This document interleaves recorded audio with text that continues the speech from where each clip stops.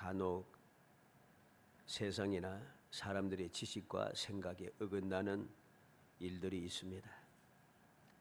상식으로는 이해할 수 없는 명령, 상식과는 동떨어진 방법, 그리고 황당한 경험, 허망해 보이는 결과들, 이러한 것들이 기록되어 있는 것을 우리가 보게 되는 거죠. 그래서 어떠한 사람들은 그러한 성경 말씀을 읽고서 성경은 신화라고 그렇게 주장합니다.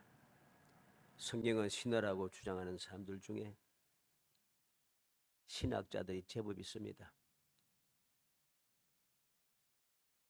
성경 주석가라고 자랑하는 사람들이죠.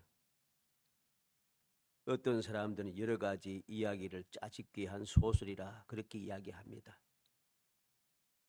일도 역시 세상 사람도 많지만은 신학자들이 또 이런 사람들이 또 많습니다.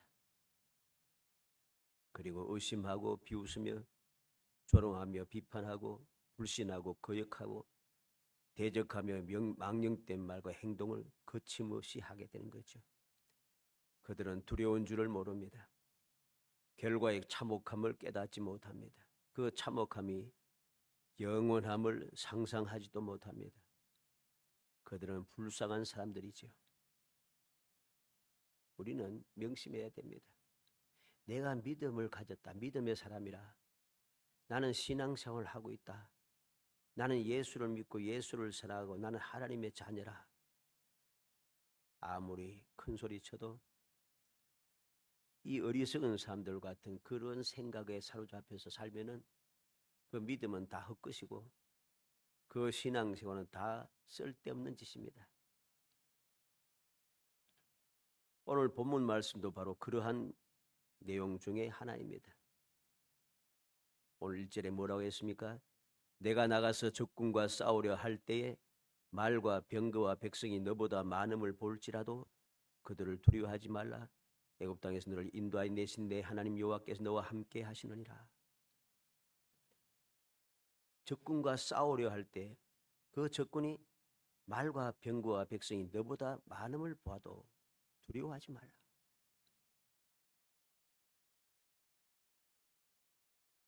말과 병거와 백성이 나보다 더 많을 때 이 무슨 말이겠습니까? 물론 말 그대로 그런 의미이기도 합니다마는 오늘날 우리의 삶 속에 적용시킨다면 우리는 세상을 살아가면서 경쟁에 살았잖아요. 끊임없는 경쟁이잖아요. 삶 자체가 경쟁입니다. 이러한 경쟁하는데 경쟁 상대가 나보다 숫자도 많고 나보다 노하우도 더 좋고 나보다 능력도 많고 나보다 돕는 사람도 더 많고 나보다 배경도 더 좋고 다시 말해서 모든 상황, 모든 환경, 모든 조건들이 나보다 더 좋다는 거죠.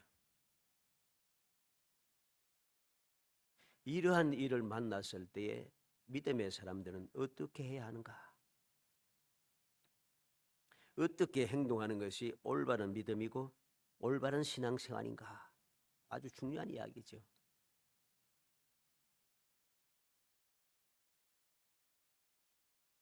이러한 일을 만났을 때 대부분의 교인들은 올바른 믿음에 서지 않고 거룩한 신앙생활을 하지 않고 세상과 타협을 합니다. 세상 사람들처럼 그렇게 살아갑니다. 말 좋았습니다. 나는 신앙생활을 하고 믿음도 가지고 있지만은 내가 세상을 살고 있으니 세상에 적응을 해야 되지 않겠는가? 그래서 세상과 타협하고 세상과 짝하고 그렇게 살아가는 것이죠. 그것은 정당하다고 이야기합니다. 다 그렇게 한다고 이야기합니다. 이러한 말을 하는 사람들은 믿음의 사람이 아닙니다. 이렇게 신앙생활 하는 사람들은 신앙생활 하는 것이 아닙니다. 반드시 명심해야 됩니다. 바로 그러한 주장을 하고 그렇게 생각하고 그렇게 말하고 행동하는 것이 아담과 하와가 하나님의 말씀을 거역하고 범죄한 이유입니다. 마귀가 즉 뱀이 하와를 꼬신 이야기가 똑같잖아요. 표현은 다르지만 내용은 똑같아요. 이후에 말씀을 통해서 우리는 모든 이스라엘 백성들이 또는 믿음의 사람들이 타락하면서 하나님을 떠나고 배반하고 우상을 섬기고 하는 그러한 불신앙에 빠져서 하나님께로부터 책망을 듣고 결국 망하게 되는 그러한 사람들이 주장하고 똑같습니다. 그러한 중에도 우리가 명심해야 할 것은 하나님의 말씀을 믿고 말씀대로 살아가는 사람들이 있다는 것이죠. 비록 숫자는 적지만은 분명하게 있다는 것입니다.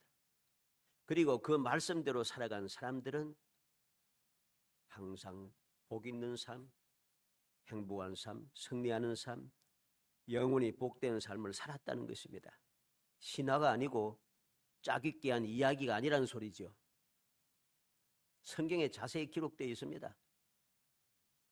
말씀을 순종하여서 신앙생활을 잘해서 하나님의 복을 받은 사람보다도 말씀을 거역하고 믿지 못하고 신하다 이야기다 하면서 말도 안 된다고 주장하면서 세상과 짜고 세상과 타협하고 살아가는 사람들이 훨씬 많습니다. 훨씬 많아요. 그들은 믿음의 사람이 아니죠. 그들에 대해서 하나님께서 뭘 하십니까? 너는 내 백성이 아니다. 하나님 그렇게 말씀하요. 너는 내 백성이 아니라.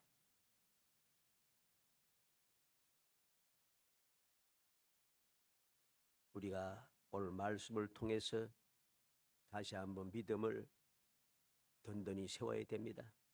올바른 교훈을 받아서 올바른 신앙생활을 할 수 있도록 정신을 차려야 합니다. 그래서 올바른 신앙생활을 위하여 45번째 너보다 많음을 볼지라도 이 말씀을 통해서 살펴보려고 합니다. 간절히 소원하기는 이 말씀을 통해 모든 성도들이 올바른 교훈을 얻어서 세상 모든 사람들이 보며 정말 이상하네? 어떻게 저럴 수가 있지? 왜 저렇게 되는데? 이해할 수가 없네?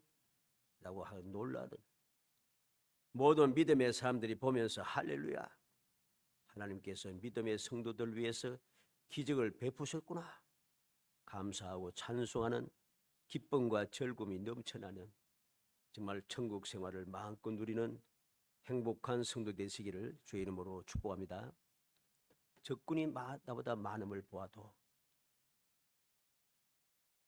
우리는 어떻게 하면은 올바른 신앙생활을 하는 것이 되는가? 첫째로 제사장은 백성들에게 말하라. 2절로 3절에 너희가 싸울 곳에 가까이 가면 제사장은 백성에게 나아가서 고하여 그들에게 말하여 이르기를 이스라엘아 들으라. 너희가 오늘 너희의 대적과 싸우려고 나아왔으니 마음에 겁내지 말며 두려워하지 말며 떨지 말며 그들로 말미암아 놀라지 말라. 나보다 적군이 나보다 많음을 볼 때에 가장 먼저 해야 할 일이 무엇인가? 제사장은 백성들에게 말하라. 제사장이 누굽니까? 하나님을 섬기며 하나님과 백성 사이에서 중보자의 역할을 하는 사람이죠. 제사장은 백성들에게 말해야 합니다. 가장 먼저 싸우기 전에 먼저 무엇을 세상적인 방법, 싸움, 전투를 위해서, 전쟁을 위해서 무엇인가 준비하고 세우고 하고 그것보다 더 중요한 것은 제사장이 백성들에게 먼저 말하는 것입니다. 이게 중요합니다. 그래서 오늘날도 그들이 믿든지 믿지 않든지 간에 이것을 인간적으로 세상적인 방법으로 해석을 합니다. 전문가들은. 그래서 뭐라고 합니까? 심리전을 이야기하죠. 사람들의 그 심리를 든든히 세우고 그들을 독려하고 하면서 좋은 이야기를 바꾸어 갑니다. 왜 그랬을까요? 사람들의 마음을 굳게 세우는 게 사기가 중요하다는 것을 그들도 압니다. 근데 믿음이 없으니까 제사장들이 먼저 백성들에게 말하는 격려하는 말, 하나님의 약속의 말씀을 전해주고 하나님께서 이제까지 어떻게 하셨는지 가르쳐주는 용기 백배하게 하는, 담대하게 만들고 소망의 즐거움을 가지게 하는 그 말씀을 전해줄 수가 없어요. 왜? 믿음이 없으니까. 믿음이 없으니까 그 말을 해줄 수가 없어요. 그래서 세상적인 방법으로 이야기를 하는 거죠. 심리전을 한다 합니다. 그러나 믿음의 사람은 그렇게 해서는 안 됩니다. 비슷하게 그럴듯하게 하는 것은 올바른 믿음이 아닌 것이에요. 올바른 믿음은 나보다 적군이 나보다 많음을 볼 때에 가장 먼저 해야 할 것은 하나님에 대한 믿음을 확실하게 세우는 겁니다. 이게 가장 중요한 것이에요. 그래서 제사장은 백성들에게 말하라고 명령하고 있는 것입니다. 무엇이라 말합니까? 이스라엘아 들으라, 대적과 싸우려 나왔으니. 3절의 말씀이죠. 말하여 이르기를 이스라엘아 들으라, 너희가 오늘 너희의 대적과 싸우려고 나왔으니. 지금 왜 여기에 나와 있는지 분명하게 이야기합니다. 분명히 싸우러 나왔으니. 지금 전쟁하려고 나왔는데 숫자가 너보다 많다고 해서 걱정할 거 없다는 것입니다. 그래서 무엇을 말합니까? 마음에 겁내지 말라. 마음에 겁내지 말라. 마음에 겁내지 말라고 하는 이 말은 마음이 약해지지 말라는 말입니다. 마음이 약해진다는 것이 무엇입니까? 유다의 남은 사람들이 예레미야 선지자 때에 느부갓네살이 쳐들어와서 유다가 거의 멸망직에 이르렀습니다. 남은 사람이 얼마 없어요. 그래서 남은 사람들이 두려워해서 예레미야 선지자가 와서 우리가 어떻게 할까요? 하나님의 말씀대로 하겠습니다 하고 거짓말로 이야기했지만은 하나님께서는 그들에게 분명하게 가르쳐 주십니다. 너희는 느부갓네살을 두려워하지 말고 이 땅에 거하거라. 망하였지만은 그래도 이 땅에 거하면은 내가 너희들을 지켜 보호해 주겠다고 약속했습니다. 그런데 그들은 예레미야의 전해준 하나님의 말씀을 믿지 않아요. 그리고 오히려 예레미야를 협박하기 시작합니다. 내가 다른 사람의 말을 듣고 거짓말을 하고 있다. 그리고 가지 말라고 하는데 그들은 애굽으로 가기 시작합니다. 가지 말라고 끊임없이 경고하는 예레미야 선지자까지 강제로 끌고서 애굽으로 가기 시작합니다. 왜? 겁이 났다는 것이죠. 결국은 그들은 멸망하게 됩니다. 한 사람도 살아남지 못합니다. 어떻게 그렇게 되었습니까? 하나님께서 예레미야 선지자를 통해서 말합니다. 한 반석, 한 돌을 바닥에 감추라. 감추면은 바로 이곳에 느부갓네살이 와서 이곳에 보좌를 세우고 이곳에서 애굽을 징치할 것이다. 심판한다고 합니다. 그리고 말씀을 어기고 애굽으로 도망한 사람들은 다 죽을 것이다. 말씀에서 말씀대로 된 것이죠. 싸우려 나왔으니 마음에 겁내서는 안 된다는 것입니다. 왜? 우리는 하나님의 말씀에 의하여서 하나님의 인도와 보호 가운데 이제까지 왔고 앞으로도 그렇게 계속해서 갈 것이기 때문에 아무리 대적들이 많아도 마음에 겁을 내서는 안 된다. 마음이 약해져서는 안 된다는 것입니다. 그리고 뭐라 합니까? 두려워하지 말며 그랬습니다. 두려워하지 말라는 이 말은 대적에게 압도당하지 말라는 것입니다. 다시 말해서 주눅들지 말라는 소리입니다. 우리는 홍해 앞에서 이스라엘 백성들의 그 주눅든 모습을 봅니다. 대적에게 압도당해서요. 앞에 홍해가 있고 뒤를 돌아보니 애국 군대가 막 달려오는 것이 보인 거죠. 그게 나타나는 말이 두려워하는 말. 두려워서 이스라엘 백성이 부르짖잖아요. 그때 두려워한다는 그 말이 오늘 본문에 나타나는 알-야레 같은 말입니다. 그들은 주눅이 들었어요. 압도당했습니다. 애국 군대를 보고서. 그런데 하나님께서는 두려워하지 말라고 말씀합니다. 압도당하지 말라는 것이죠. 왜? 우리는 홍해의 결과를 알고 있습니다. 그리고 떨지 말며 그랬습니다. 떨지 말라는 이 말은 갑자기 나타난 대적을 보고 공포에 사로잡히지 말라는 말입니다. 이 말이 무슨 말입니까?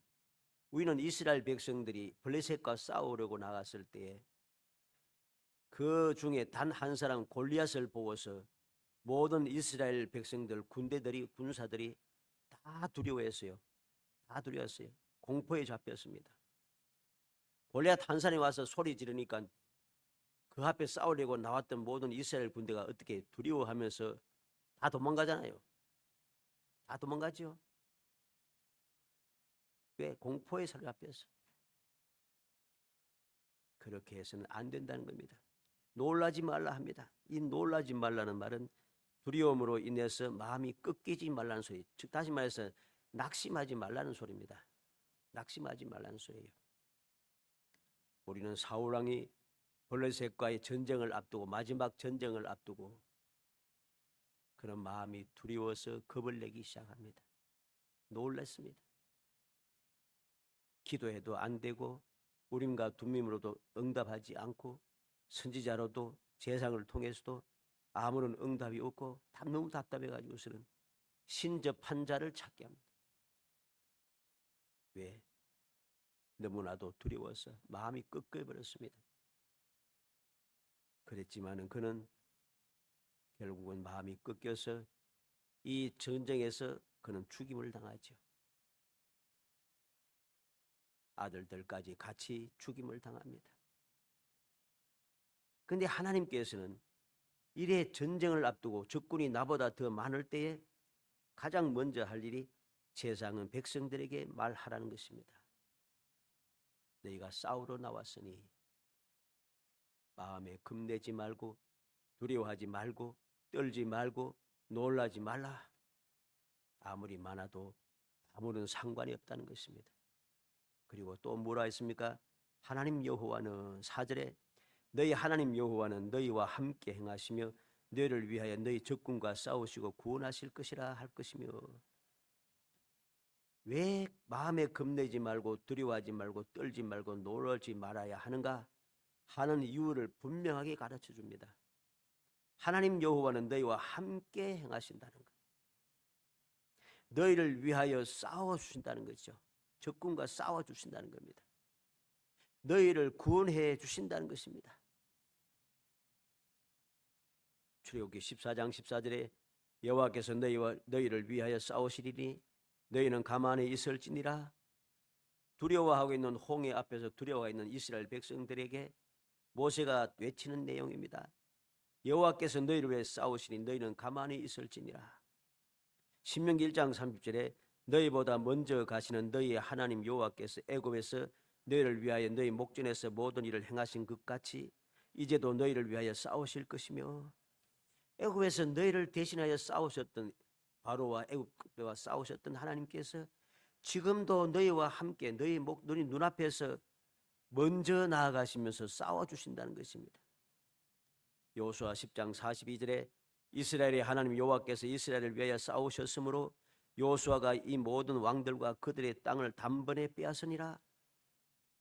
여호수아와 모든 이스라엘 백성들은 여호와께서 이스라엘 위해서 싸워주셨기 때문에 여호와께서 싸워주셨으므로 단번에 약속의 땅을 취하였다는 것이죠. 로마서 8장 37절에 그나이 모든 일에 우리를 사랑하신 이로 말미암아 우리가 넉넉히 이기느니라.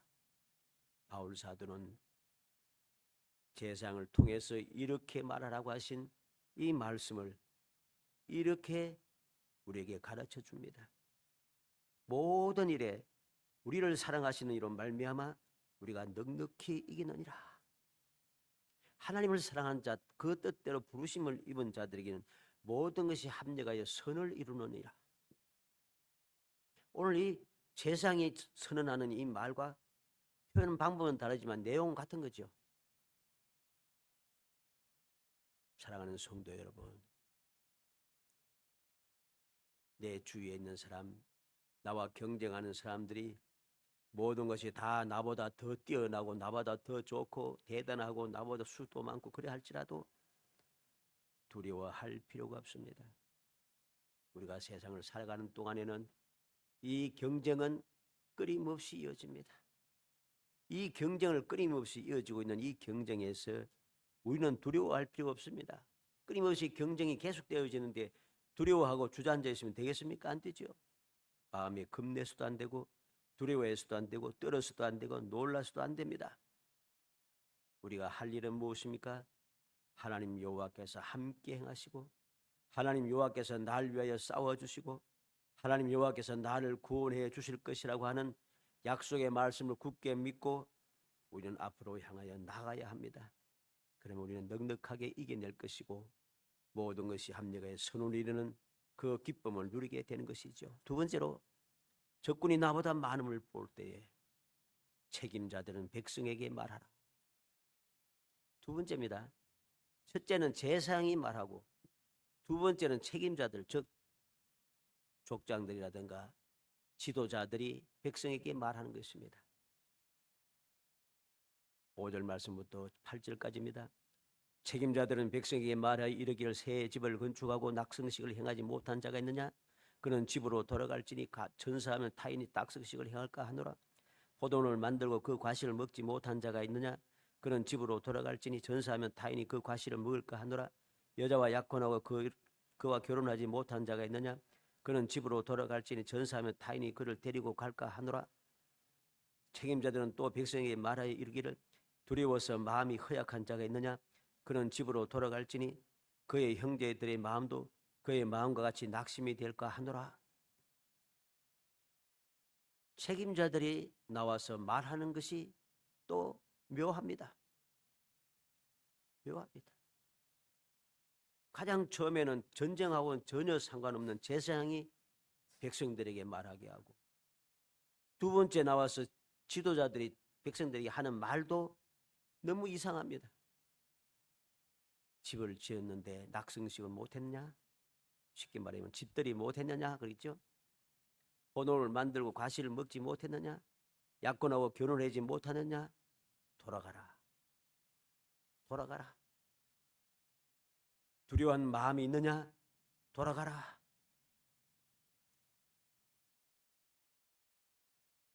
이런 말은 세상에는 없는 말입니다. 전쟁이 없는 오늘날 이 평화의 시대에도 군대에 가라고 할 때 가기 싫어하는 사람이 부지기수 많습니다. 세상 말로 빽도 없고 힘도 없고 하니까 할 수 없이 끌려갑니다. 마지못해서 끌려가서 고생합니다. 그런데 조금만 틈만 잡으면 조금만 뭐가 있으면은 그냥 안 가는 사람이 많습니다. 그런 사람들 중에 뭐 다 그렇진 않지만은 그저께인가 이제 그 뉴스를 보니까 지도자들, 뭐 국회의원들, 뭐 장관들, 그 자녀들이 군에 안 가는 애들이 그렇게 많더라고요. 세상이 평화의 시대도 가기 싫어해요. 근데 하나님의 백성들은 아예 가지 말라, 집으로 가라 합니다. 오늘날 이 말을 이대로 하면은 국내 누가 가겠어요? 아무도 안 가지. 아무도 안 갈 거예요. 근데 하나님께서는 집으로 가라 합니다. 하물며 마음이 두려운 마음이 생겼으면 두려운 마음이 생긴 사람도 집으로 가라. 다 안 가지요. 근데 하나님께서는 그렇게 말하라고 말씀하고 있습니다. 왜? 그런 사람들이 없어도 충분하게 이길 수 있다는 거죠. 지금 현재도 적군이 나보다 많아도 이길 수 있지만은 이보다 숫자가 더 줄어들어도 얼마든지 이길 수 있다는 것입니다. 어떻게 알 수가 있어요? 앞에 제사장이 이야기했잖아요. 하나님 여호와께서 함께 하셔서 하나님께서 대신하여 싸워 주신다는 거죠. 하나님께서 구원해 주신다는 것이죠. 그렇기 때문에 숫자가 더 줄어들어도 아무 상관이 없으니까 조금만 문제가 있으면 집으로 다 가라 합니다. 이런 전쟁의 방법이 있습니까? 없습니다. 그런데 하나님께는 이러한 전쟁이 있고 믿음의 사람에게는 이러한 전쟁을 하는 방법도 있습니다. 그리고 얼마든지 승리할 수 있습니다. 마지막 세 번째로 적군이 나보다 많음을 보아도 이르기를 마친 후에 지휘관들을 세워 거느리게 하라. 9절입니다. 백성에게 이르기를 마친 후에 군대의 지휘관들을 세워 무리를 거느리게 할지니라. 세상의 방법과는 다르죠. 세상은 어떻습니까? 군대를 먼저 조직하고 그 다음에 그 군대를 먼저 조직하고 지휘관들 딱 세우고 난 다음에 그 다음에 군대를 각종 부하들을 딱 배치하기 시작합니다. 그런데 하나님의 백성은 그렇지 않아요.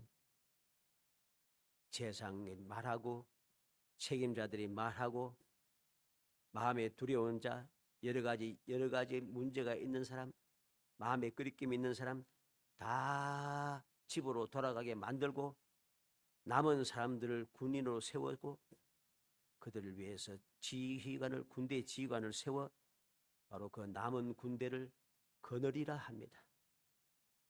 놀라운 말씀이죠. 사랑하는 성도 여러분, 하나님께서 우리에게 가르쳐 주시는 전쟁의 방법, 이 방법은 너무나도 놀랍습니다. 세상에는 없는 방법이고 인간이 생각하지 못한 방법입니다. 누가 뭐래도 도무지 있을 수 없는 이야기입니다. 그런데 결론을 보면 그렇지 않아요. 왜 이렇게 해도 되는가? 왜 올바른 신앙생활을 하는 사람은 이러한 하나님의 말씀대로 행해야 하는가? 이유가 있는 것입니다. 1절 말씀에 보면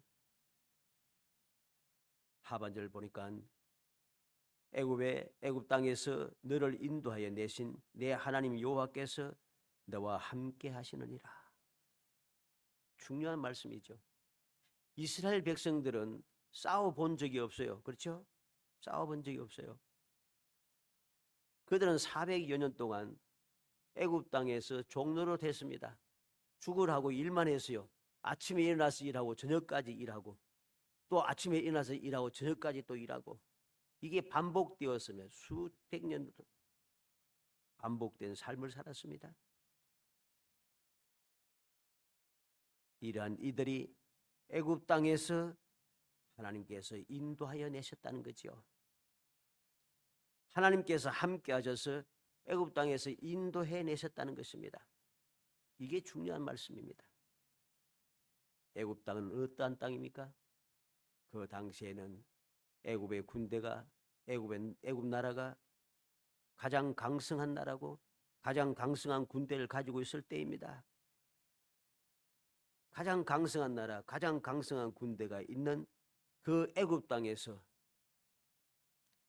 아무런 힘도 없고 싸워본 적도 없는 능력도 없는 이스라엘 백성들을 안전하게 해방시켰다는 거죠. 그곳에서 나오게 하셨다는 것입니다. 그렇게 나오게 하셨던 전지전능하신 하나님께서 함께 하셨다는 것이죠. 그러므로 우리는 너보다 많음을 볼지라도 하나님 이 말씀을 마음에 새기고 하나님께서 말씀하신 대로 우리가 행해야 될 이유가 되는 것입니다. 이렇게 행해야만이 올바른 믿음이고 이렇게 행해야만이 올바른 신앙생활이 되는 것입니다. 왜? 우리에게도 똑같습니다. 우리도 이제까지 살아온 동안에 하나님께서 함께 하시며 내게 은혜를 베푸셨다는 것이죠. 이전에 내게 은혜를 베푸셨던 하나님께서는 지금도 살아계셔서 나를 위해서 역사하시고 지금도 주님께서 나를 위해서 기도하시고 지금도 성령께서 나를 도우고 계시다는 것이고 지금도 하나님의 말씀은 변하지 않고 사라지지 않고 우리의 눈앞에 그대로 있다는 것입니다. 그렇기 때문에 제사장이 말하는 말을 믿고 담대해지고 책임자들이 말하는 이야기를 듣고 조금만 거리낌이 있어도 다 떠나가도 혼자 남아도 괜찮다는 소리죠. 그리고 나서 지휘관들이 세워져도 얼마든지 승리할 수 있다는 것입니다. 사무엘상 17장 47절에 여호와의 구원하심이 칼과 창에 있지 아니함을 이 무리에게 알게 하리라.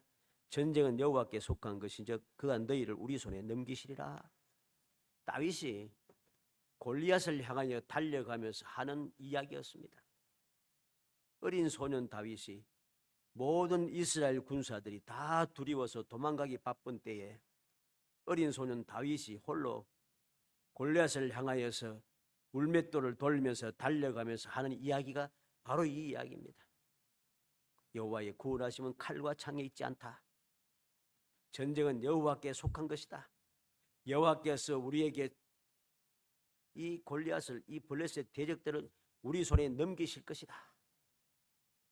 그리고 그는 승리하였죠.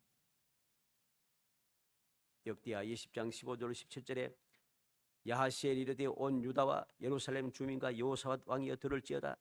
여호와께서 이같이 너에게 말씀하시기를 너희는 이 큰 무리로 말미암아 두려워하거나 놀라지 말라. 이 전쟁은 너에게 속한 것이 아니요 하나님께 속한 것이니라. 내일 너희는 그들에게로 내려가라. 그들이 시스 고개로 올라올 때에 너희가 골짜기 어기 여루엘 들 앞에서 그들을 만나려니와 이 전쟁엔 너희가 싸울 것이 없나니 대회를 이루고 서서 너희와 함께한 여호와가 구원하는 것을 보라. 유다와 예루살렘아 너희는 두려워하지 말며 놀라지 말고 내일 그들을 맞서 나가라. 여호와가 너희와 함께 하리라 하셨느니라. 브라가 골짜기에 기적의 역사가 일어났죠. 우리는 이러한 말씀들을 성경을 통해서 보게 됩니다. 이스라엘 백성들이 아말렉과 싸우기 시작합니다. 싸울 때 어떻게 했습니까? 모세가 산 위에 올라가서 지팡이 든 손을 들어 올렸습니다. 손을 들면 이스라엘이 이기고 손을 내리면 이스라엘이 지게 됩니다.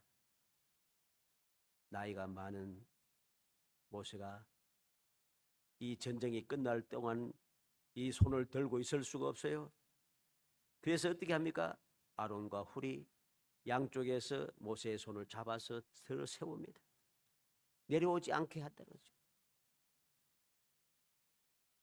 사람들이 볼 때 너무 황당하잖아요. 그런데 그 방법이 옳다는 것입니다. 여리고성을 함락할 때도 마찬가지입니다. 이스라엘 백성이 어떻게 했습니까? 공성태를 세우면서 돌을 쏘고 하면서 그렇게 성을 함락시켰습니까? 아닙니다. 그들은 7일 동안 모든 이스라엘 군사들이 입을 꽉 다물고 조용하게 언약궤를 앞세우고 여리고성을 돌한 것밖에 없어요. 황당하죠? 그런데 여리고성은 함락되었다는 소리입니다. 기도원의 300용사를 우리는 봐야 됩니다. 하나님께서 처음에 온 2만 명이 넘는 그 숫자를 보고 너무 많다 합니다. 다 돌려보내더니 10,000명이 남았습니다. 그래도 아직도 많다 하십니다. 마지막 남은 숫자가 300명입니다. 근데 그 300명으로 미디안을 물리치고 승리하더라는 것이죠. 하나님께서 기도하는 다윗에게 말씀합니다. 뽕나무 꼭대기에서 걸음 걷는 소리가 들리거든. 너무 황당한 이야기죠. 뽕나무 꼭대기에 무슨 걸음 걷는 소리가 들리겠어요? 그런데 하나님께서는 걸음 걷는 소리가 들리거든 전쟁을 시작하라고 말씀하셨고 다윗은 그 걸음 걷는 소리를 들을 수가 있었어요. 어떻게 들을 수 있습니까? 믿음으로. 하나님의 약속의 말씀을 조금 더 의심하지 않는 믿음으로 그는 그 믿음을 가지고 거룩한 신앙생활, 올바른 신앙생활을 하였기 때문에 걸음 걷는 소리를 들을 수가 있어요. 그 걸음 걷는 소리가 어떤 소리겠습니까? 성경에는 기록하지 않았지만은 천군 천사의 걸음 소리겠죠. 하나님의 군대의 걸음 걷는 소리일 것입니다. 사랑하는 성도 여러분, 명심하고 또 명심하시기 바랍니다. 대적들이 나보다 많고 나와 경쟁하는 사람들이 나보다 능력도 많고 재주도 많고 나보다 돕는 사람도 많고 배경도 좋아도 나보다 환경과 상황이 너무 좋아 나는 도저히 상대가 되지 않아도 하나님의 자녀된 나는 결코 두려워할 필요 없습니다. 세상이 말한 대로 하나님을 믿어야 합니다. 책임자들이 말한 대로 두려운 마음을 다 떨쳐버려야 합니다. 그리하면 하나님께서, 이제까지 역사하셨던 하나님께서 지금도 역사하시고 앞으로도 계속해서 역사하여서 나를 대신하여 싸우시고 나를 구원해 주심으로 말미암아 우리는 나보다 많아도 얼마든지 승리할 수 있습니다. 간절히 소원하기는 이 믿음으로 올바른 신앙생활을 하여서 나보다 숫자가 많아도 믿음으로 나아가고 또 나아가서 여러분들의 삶이, 신앙생활이 정말 천국의 신앙생활이 되고 행복한 신앙생활이 되며 끊임없이 주님의 기적의 역사가 함께하는 정말 복된 성도들의 삶이 되시기를 주의 이름으로 축복합니다. 은혜 감사합니다. 사랑하여 주셔서 택하여 주시고 택한 저희들 하여금 주님의 약속의 말씀을 마음에 새기고 오늘도 변함없이 기록하여서 우리에게 이렇게 하라고 말씀하여 주신 주님의 말씀을 마음에 새기고 믿음으로 그렇게 할 수 있도록 저희들의 신앙생활을 할 수 있도록 일깨워 주심을 감사합니다. 믿음을 주옵소서. 말씀대로 행하게 하여 주옵소서. 그래서 나보다 대적들이 더 강하고 더 능력 있고 더 재주가 많고 환경과 모든 것이 나보다 더 뛰어나고 나는 도무지 상대가 되지 않을 것 같을지라도 이제까지 나와 함께 하신 주님의 도우심을 생각하고 주님의 사랑과 능력을 생각하며 주님의 귀하신 축복을 생각하고 지금도 함께 하시고 앞으로도 함께 하실 것을 굳게 믿으며 담대하게 주님의 말씀대로 순종하며 나아가는 저희들이 되게 하여 주옵소서. 그래서 앞으로의 모든 삶이 항상 하나님께서 함께 하시며 대신 싸워주시고 나를 구원하시는 그 귀한 기적을 끊임없이 체험하며 행복한 삶, 기적의 삶을 이어갈 수 있도록 돌봐주시기를 간절히 소원하옵고 예수님의 이름으로 기도합니다. 아멘.